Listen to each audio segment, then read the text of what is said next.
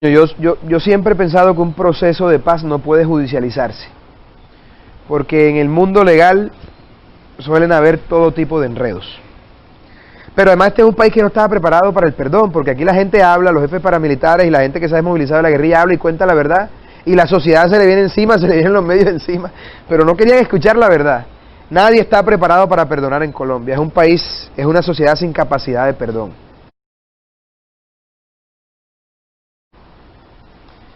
No sé qué pensará el señor Timochenko de una eventual desmovilización en las actuales circunstancias, porque no les están respetando los acuerdos que se firmaron en su momento. Yo soy de los que piensan que en el caso de la guerrilla, que por supuesto debe aplicarse por favorabilidad para el caso de los desmovilizados de la autodefensa, yo sería partícipe que el señor Timochenko no pagara un día de cárcel. Si ese es el precio que hay que pagar para pacificar este país, pues hay que hacerlo. Y prefiero a Timochenko en el Congreso de la República que a esta bola de pusilánimes y cobardes que hoy posan de padres de la patria.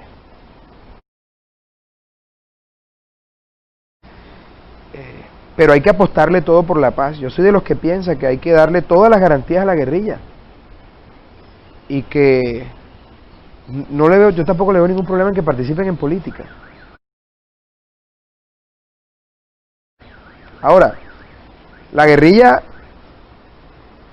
ha deformado su lucha, como cualquier guerra irregular, pero digamos que hay un componente ideológico muy fuerte.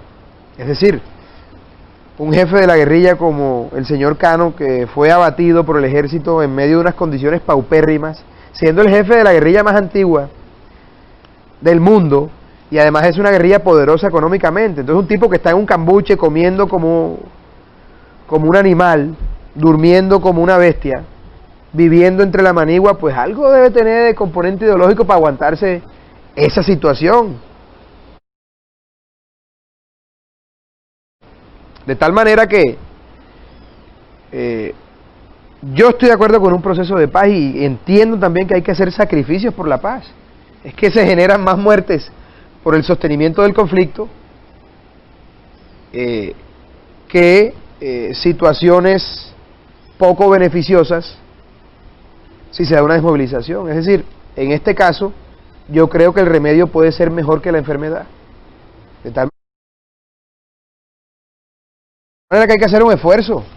Pero lo primero que hay que desarmar antes que a los grupos irregulares es el corazón de la gente, porque aquí todo el mundo lamentablemente carga un fusil entre pecho y espalda en su corazón y en su alma, y eso es lo que no deja progresar este país. No estamos preparados como sociedad para el perdón, porque por una parte la justicia, o una parte de la justicia y una parte de la sociedad es vindicativa.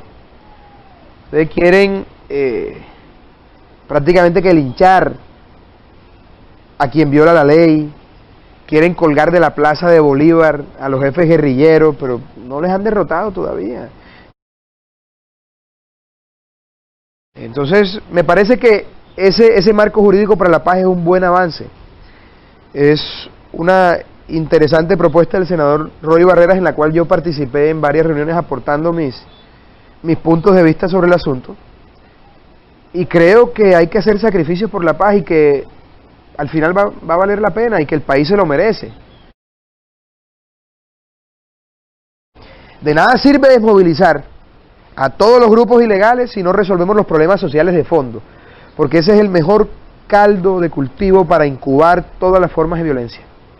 No podemos seguir hablando de paz si hay gente que no come, que no tiene acceso a la educación y a la justicia. Eso es lo que hay que resolver, y hay que hacer un acuerdo sobre lo fundamental que plantee esos aspectos y se pueden resolver, porque cuando hay voluntad política y cuando la sociedad empuja esa voluntad y los medios se unen a ese clamor,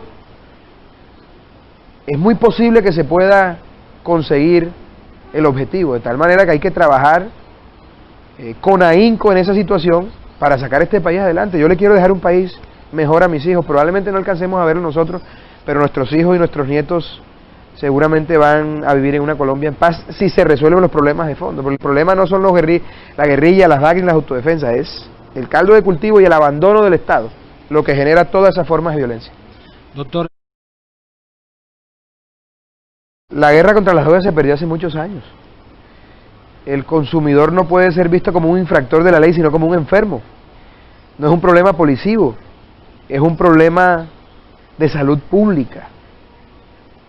Pero además de eso, yo creo que hay que legalizar las drogas por una parte, y allá vamos a llegar, y en eso, de ese tema lo toco en el libro. Fíjate tú que la idea de lo justo cambia dependiendo de la coyuntura y del momento histórico. En Francia, hace apenas unos años el aborto era ilegal, hoy lo subsidia el mismo Estado. Oscar Wilde, un escritor que a mí me encanta, escribió una novela absolutamente genial que se llama El retrato de Dorian Gray. Fue condenado en el año de 1905 por sodomía, por homosexual, y pasó sus últimos años encerrado en una cárcel.